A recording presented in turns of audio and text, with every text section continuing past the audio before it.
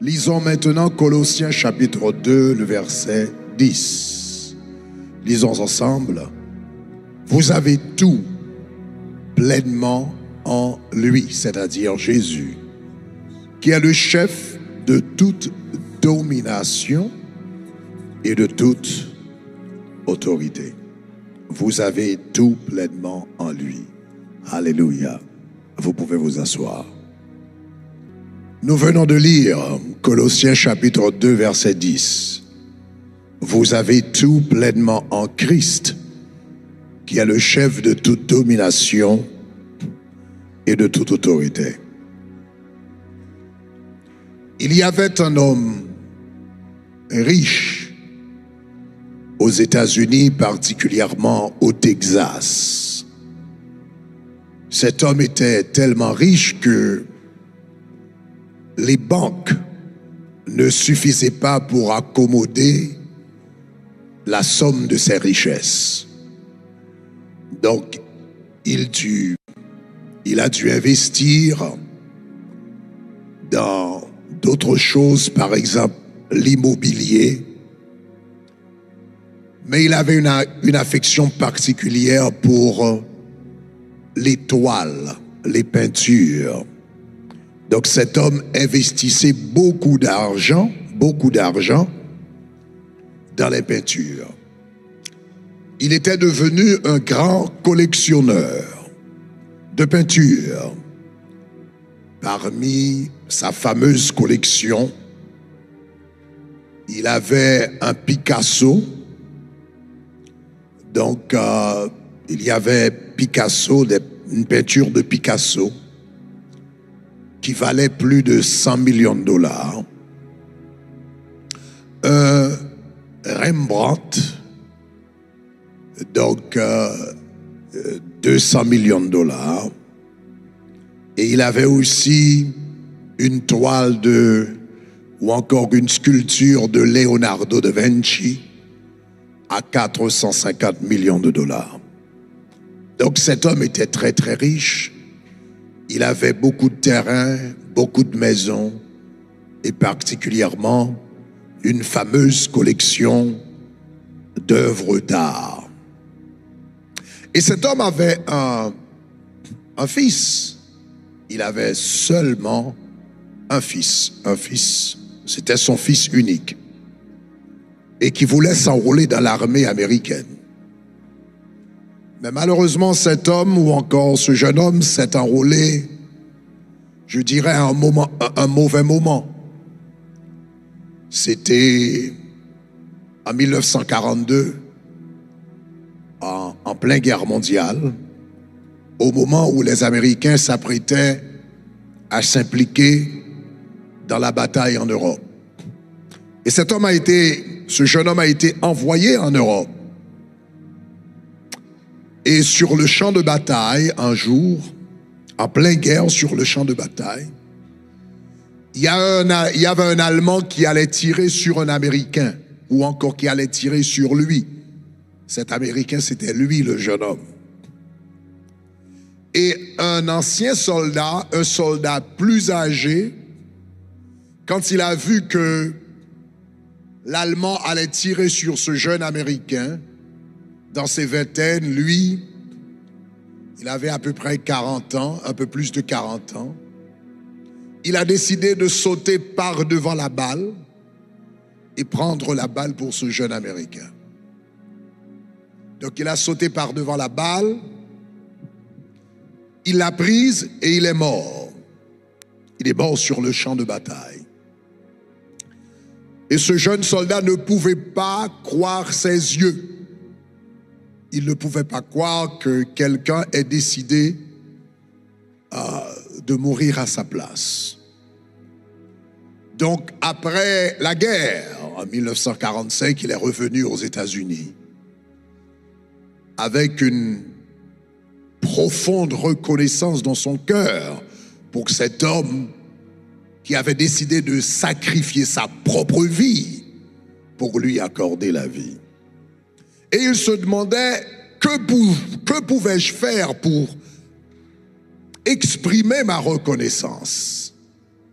après avoir pensé, repensé et réfléchi, il s'est dit, il faut immortaliser le visage de cet homme.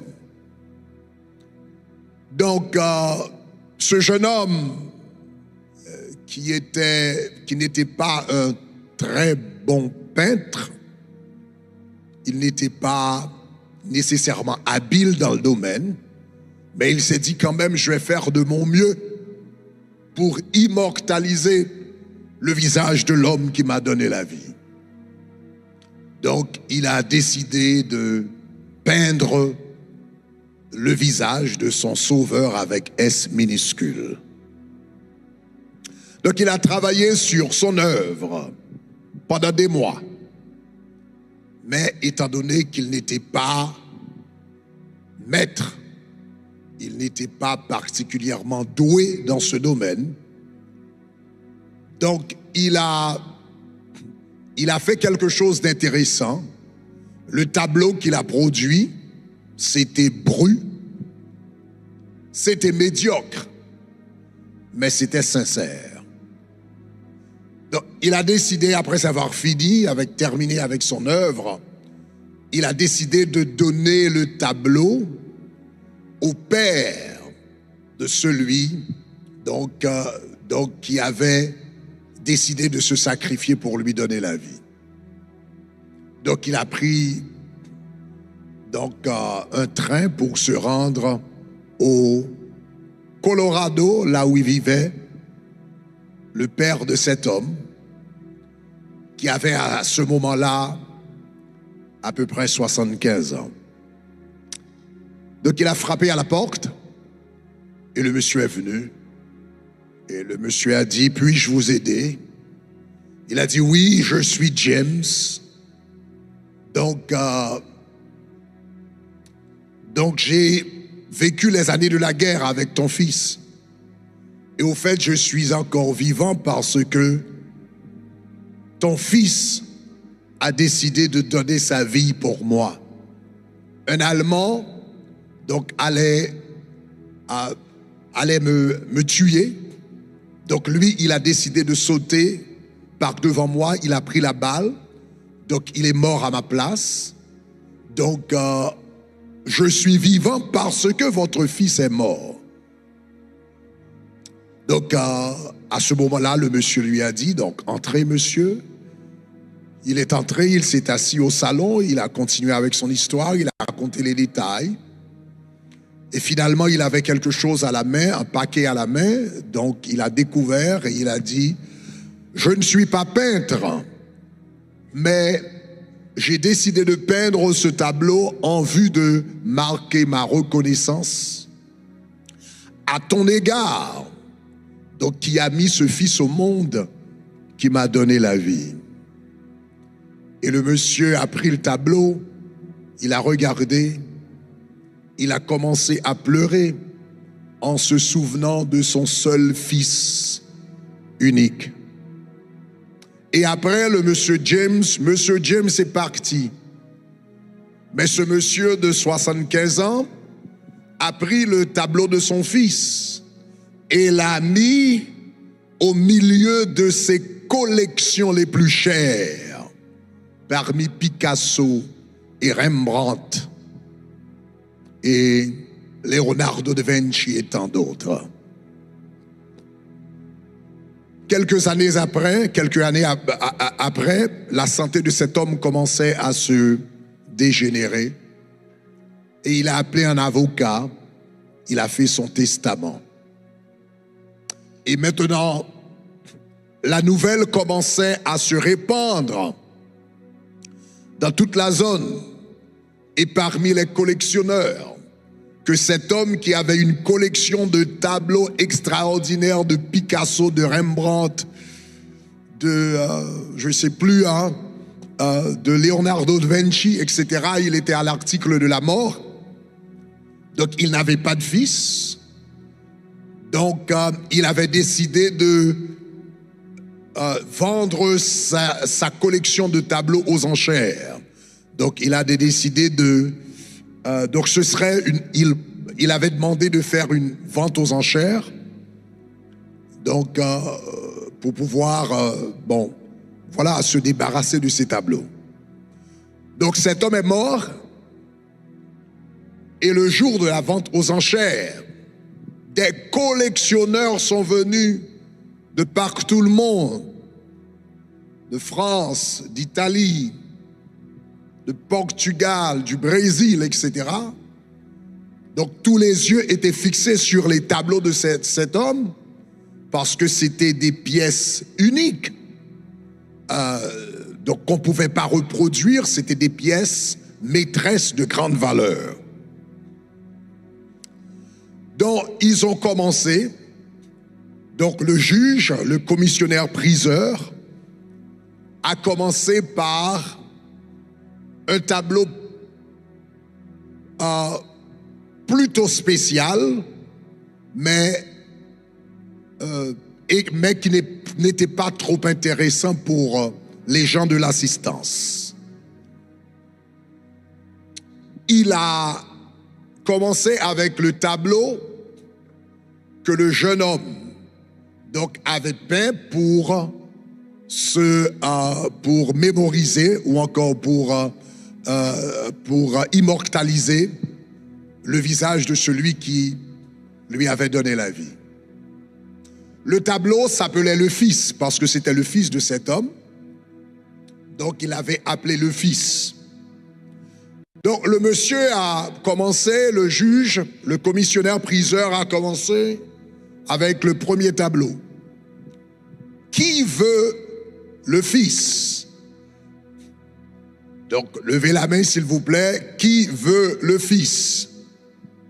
Il n'y a eu aucune réponse. Il a attendu pendant quelques secondes et il a dit une deuxième fois, qui veut le Fils?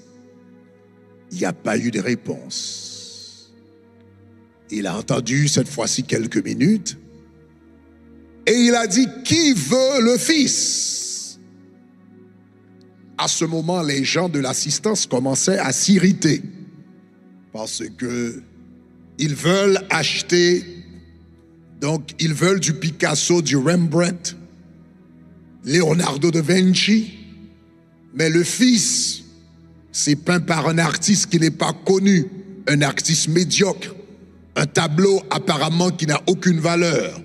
Donc les gens commençaient à s'irriter, donc ils veulent que cet homme avance rapidement. Donc personne n'a répondu, les gens commençaient à se parler entre eux, les gens commençaient à se murmurer, etc., à murmurer dans la salle. Et à ce moment, une main tremblante s'est levée. La main, c'était la main du serviteur qui travaillait dans la maison de l'homme âgé, de l'homme de 75 ans.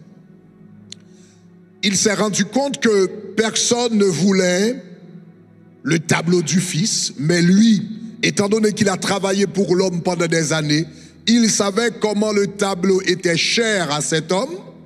Il savait qu'il n'aurait jamais assez d'argent pour acheter donc le Picasso ou Leonardo da Vinci ou Rembrandt, etc. Donc il a dit, bon, je vais essayer d'acheter le Fils, étant donné que c'était un tableau qui était très très spécial aux yeux de mon maître. Donc il a dit, je veux le Fils. Il a dit, moi.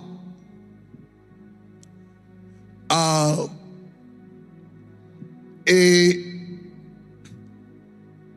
il a dit, j'offre $10 pour le Fils. Donc le juge a répondu, est-ce qu'il y a quelqu'un qui veut offrir 15? Il n'y a personne. Est-ce qu'il y a quelqu'un qui veut offrir 14? Il n'y a pas eu de réponse. Y aurait-il quelqu'un qui voudrait offrir $12? Pas de riposte. Et 11 personnes. Et finalement, il a dit 10. Une fois, 2 fois, 3 fois, pas de contestation. Il a frappé son maillet, il a dit vendu. Et maintenant, l'assistance, les gens de l'assistance étaient aux aguets, ils s'apprêtaient à, maintenant, la vente aux enchères va commencer, parce que finalement, on s'est débarrassé de ces tableaux, de ce tableau qui n'a aucune valeur, donc ils s'apprêtent maintenant à commencer, donc pour parier sur le Rembrandt, etc., etc. C'est alors qu'ils ont entendu la deuxième phrase du commissionnaire priseur. Il a frappé son maillet et il a dit, la vente aux enchères est conclue. À ce moment, tous les gens de l'assistance, donc les gens étaient surpris, les gens étaient fâchés, ils étaient irrités parce qu'ils se sont dit, nous nous sommes déplacés, nous sommes venus de Paris, d'Italie, de Portugal pour participer à cette vente aux enchères. Voilà cet homme, donc il a décidé de ne pas continuer avec. Donc les gens commençaient à injurier cet homme. C'est à ce moment qu'il a dit, taisez-vous un peu. Et il a ouvert une lettre ou encore une enveloppe qui contenait le testament de cet homme. Et cet homme avait écrit dans son testament, celui qui aura pris le fils ou encore aura acheté le fils héritera la totalité de mes biens. Celui qui aura pris le fils aura la totalité de mes biens. Toutes mes peintures, mes toiles, mes sculptures, mes terrains, mes maisons, tous mes biens appartiennent à celui qui aura pris le Fils. C'est alors qu'ils ont compris que le Fils, c'était la clé de la richesse de cet homme. Je suis venu vous dire ce matin que le Fils est la clé de toutes les richesses de Dieu. La Bible dit dans Colossiens chapitre 2 verset 10, vous avez tout pleinement en Christ. Quelque part d'autre, l'apôtre Paul va nous dire, s'il nous a donné son Fils Jésus, comment ne nous donnerait pas avec lui toutes choses? Donc, quand tu reçois Jésus, tu reçois la totalité des richesses de Dieu. Voilà pourquoi Paul va dire plus tard, béni soit le Dieu et Père de notre Seigneur Jésus, qui nous a bénis de toute bénédiction spirituelle dans les lieux célestes. Et il va dire, en lui, nous avons été prédestinés. En lui, nous avons été rachetés. En lui, nous avons été scellés. En lui, en Jésus, tu reçois toutes les bénédictions de Dieu. Donc, alors que nous sommes dans cette période de Noël, où nous remémorons la naissance de Jésus dans le monde, que la date soit exacte ou non, peu importe, mais l'important c'est qu'à un moment donné, Dieu s'est fait chair en la personne de Jésus-Christ. Dieu le Père a envoyé son Fils, Jésus, mourir pour nous. Et il est venu afin de nous donner accès à la totalité des richesses de Dieu. Il y a certaines personnes qui m'écoutent maintenant, donc, qui sont vraiment préoccupées par leurs problèmes. Peut-être votre problème financier, peut-être votre problème sur le plan marital, ou bien sentimental, ou bien émotionnel. Mais je vais vous encourager à vous focaliser sur Jésus d'abord. Parce que quand tu reçois Jésus, il y a une piste de solution. Il y a des avenues de solution pour tous les problèmes de la vie. Quand tu reçois Jésus, n'est-ce pas? Jésus ne nous donne pas seulement la vie éternelle. Jésus nous donne la vie éternelle d'abord, mais avec Jésus viennent toutes les richesses de Dieu. Dieu nous accorde la vie éternelle, Jésus nous accorde la vie éternelle. Mais il ne nous donne pas seulement la vie éternelle. À travers Jésus, ta famille va être bénie. Parce que tu vas pouvoir expérimenter l'amour de Dieu dans ta vie. Et cet amour, tu vas pouvoir le communiquer à ton mari, à ta femme, aux enfants. Et ça va faire une différence dans la famille. Avec Jésus, eh bien, il y a une piste de solution aux problèmes financiers. Parce que quand tu reçois Jésus, tu reçois le Saint-Esprit également, et avec le Saint-Esprit viennent les fruits de l'Esprit, ou encore mieux, le fruit de l'Esprit. Et l'une des manifestations de ce fruit, c'est la maîtrise de soi. Quand tu reçois Jésus, tu apprends à te maîtriser, tu apprends à te contrôler, tu apprends à contrôler tes dépenses, et soudainement cela a une répercussion positive sur tes finances.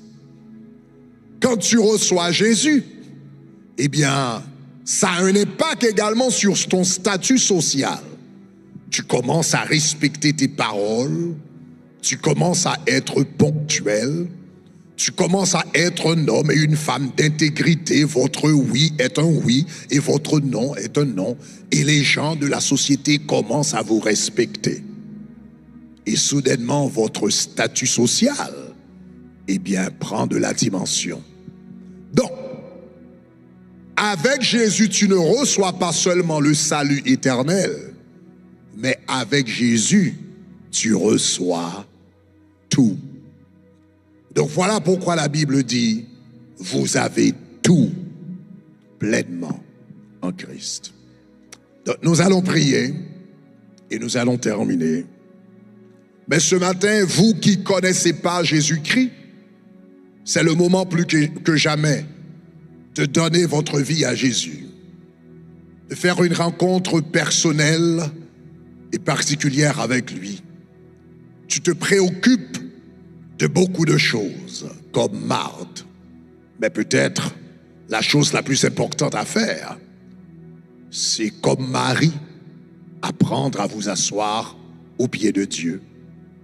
Et par après, quand tu te relèveras plus tard, tu te relèveras avec toutes les solutions, parce que tu auras entendu la voix du Maître.